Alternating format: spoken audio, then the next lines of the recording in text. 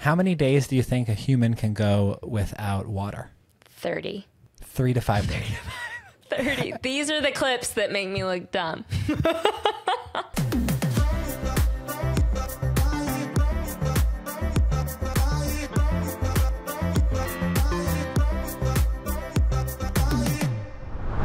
Okay, I want to talk about something crazy that happened. It happened on April 9th, so not too long ago.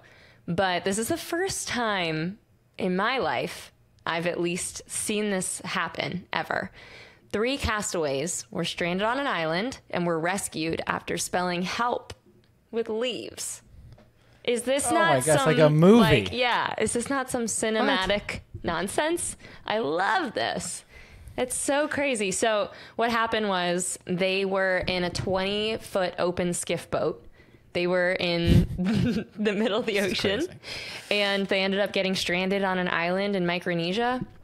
I'd imagine there's a ton of like miniature islands in Micronesia no one lives on, and they're just there.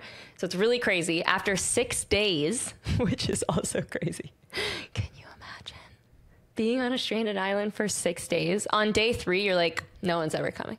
Those have to be the longest 6 days of your entire life. 6 days later, the Joint Rescue Sub-Center in Guam received a distress call from a relative of the 3 mariners reporting that her uncles were missing the day after they departed on a 100 nautical mile voyage, which seems far in a 20-foot skiff boat. Or is that normal? I don't know a lot about boats.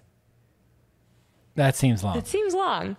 But yeah, the crew aboard the USCG Oliver Henry rescued the trio 2 days later on April 9th. So pretty crazy. Insane. They like flew around looking for them, and they had boats out there, and then they saw the leaves, and that was it. So now you know it's not a hoax. If you spell out help on an island, it could happen. How many days do you think a human can go without water? 30. 3 to 5 days. 30. These are the How clips long? that make me look dumb.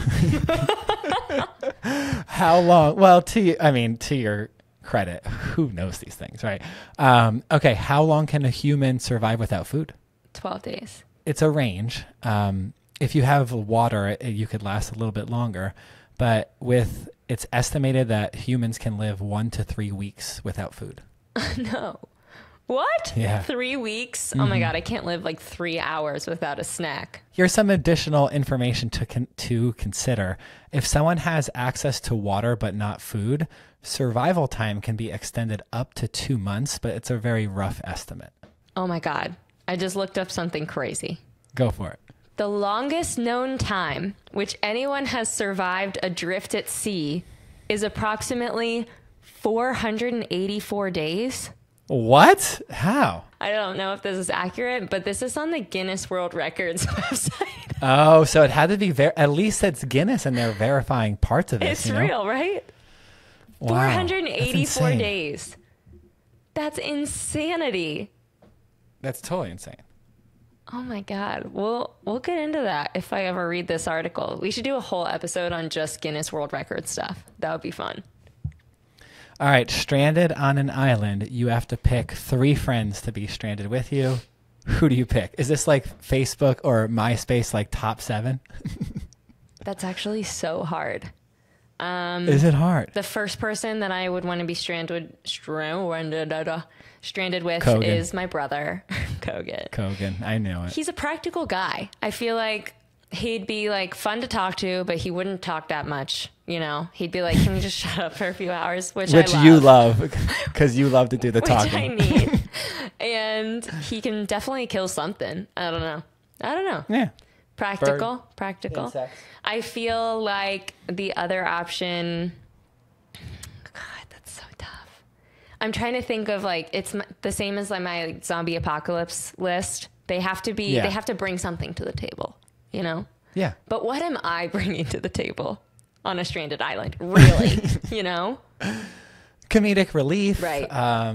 But probably ends there. Yeah. Yeah. I feel like the complaining would get insufferable. Especially when you go a few minutes without food, all of a sudden you're like, when's the next meal? I've never traveled with anyone who eats as frequently as this girl and is not obese. You would be a nightmare I would not pick you on my team. I won't even start. Like, I'll start saying a sentence now when Kenny and I travel and he's like, you want a bagel? Like, you know what I'm thinking. It's crazy. And I probably did want a bagel. Okay. Speaking of flying and crazy things, this is insane.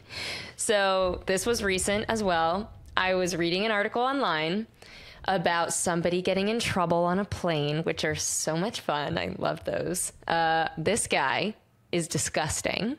So this man gets fined for peeing in a cup in his seat on a plane. Arrest this dude. Jail for at least 10 years. Arrest. That is unhinged behavior. The 53-year-old man got ratted out by other members in his row, which were a mom. He's 53. And her You're doing that at 53. 15-year-old daughter were sitting next to him in the same row. And he was in the window seat and they were in the other two seats. It's disgusting. Like, it was from Auckland to Sydney. He received a not big enough fine for this. What do you think it was? How much was the fine? Guess. Well, you said not big enough, so I'm going to go $1,500. He got a fine for peeing in a cup in his seat on a plane for offensive behavior, understandably. $395 fine.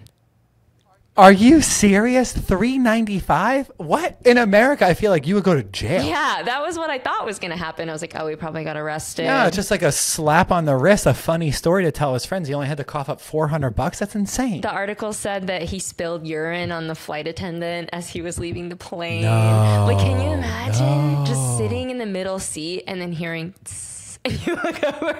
Oh my God. I mean, also, like... And he's 53 and you're with your daughter? That's insane. You're not allowed to whip it out on a plane in any way, even if you have to pee. That's... Everyone knows that. Everyone knows it. Yeah, because, well, it's a PG podcast. I was going to talk about the Mile High Club, but we can't talk about Which you can go to prison for. Anyways. Right? Yeah, that's why I was like, in America, I was like, I've heard that people get in serious trouble for doing that. And in Australia, they're just like, yeah, it's a little bit offensive, mate. Sorry, here's a fine. Listen, like a bad parking ticket. Bottom line is, peeing in a cup from your seat on a plane, it's not a crime. It's just straight nasty. That's nasty. It's so nasty. It's not a crime in Australia, but in certain other places, we do not recommend. I have actually, speaking of Mile High Club, I've actually been on a flight where I know that happened. I was like, you know, planes that have the double bathroom. So there's like one halfway through and one at the end.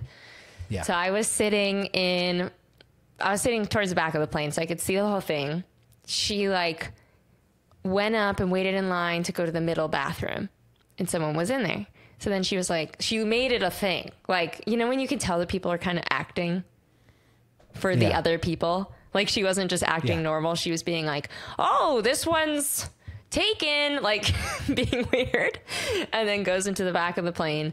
She was back there for like 5 minutes and I was kind of like checking it because I'm a psychopath, and I was like, that girl's been in there for a long time.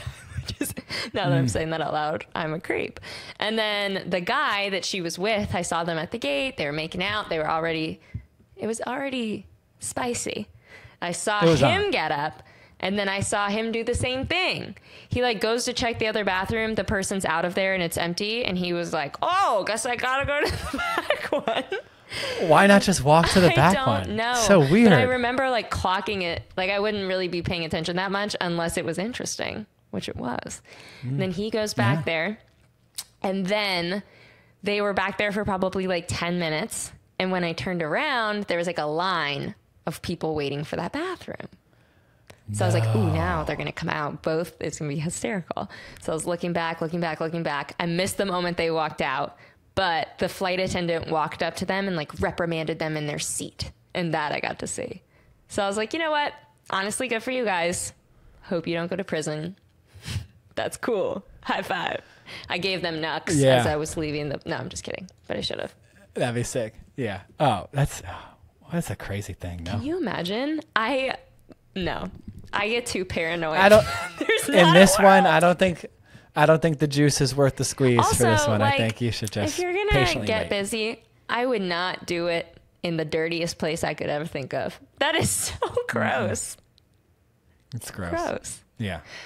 Gross. Okay, one more like travel mishap, and then we'll just have this be a short episode. But this is crazy, and this could completely happen to you. So 8 passengers were stranded on an African island after a Norwegian cruise ship left without them. First of all, have you ever thought about that? Like, you hop off the cruise ship, you're in XYZ, you're just like embracing the town, and you get left there? I've been on cruises. I never thought that when I'm on my activity. Like, what if can you imagine? Yeah. No. Crazy. Especially in Africa. Like, you don't have your stuff or anything. Yeah. I would not want to be. I mean, first of all, being on a cruise is a whole thing in and of itself. But being left somewhere.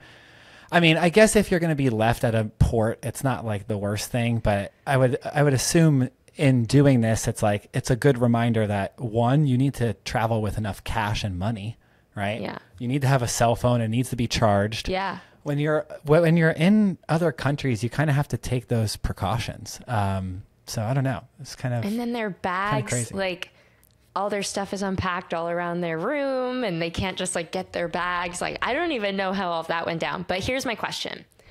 I want to know who is in the wrong. These people or the Norwegian cruise line that did this to them. So this is like what really Yes. happened. The group was returning from a private tour that they had booked through the cruise ship. They booked this tour, and the tour ran late. So they missed the ship's all board time of 3 p.m. Everybody knew the time. These people were on the tour that was set up by the cruise. They're like, we're good. But they were left to navigate language, currency, travel challenges to catch up with the ship, which they did manage to do after traveling through cool. 7 countries in 48 hours. oh, no way. That's crazy. Isn't that nuts? But I want to know who's in the wrong.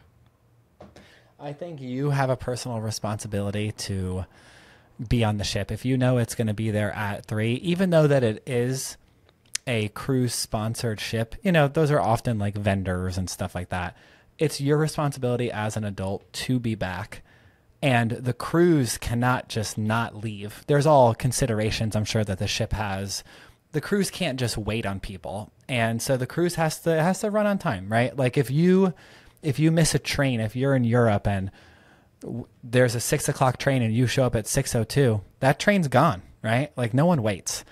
Same with flights, right? Like no one's, I mean, sometimes the airlines will wait if they know a passenger is running late from a connection, but these things have to operate on time. So I feel like the ultimate responsibility, although that it sucks that it's a cruise sponsored tour, the ultimate responsibility for me is with the travelers here.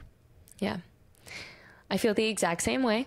I just Googled it. The Norwegian Dawn has a capacity of 2,340 passengers. So yeah, it's wow.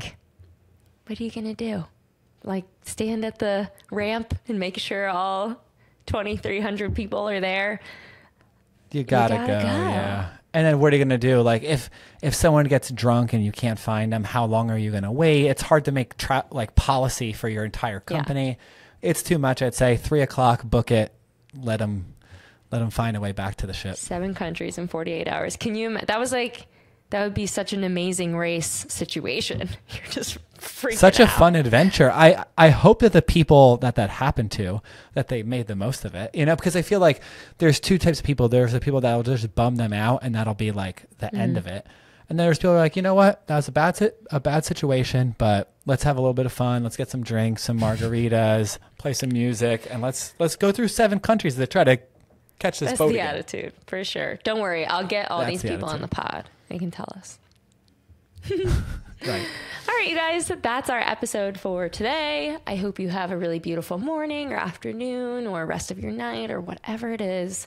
And we love you. Later, nerds.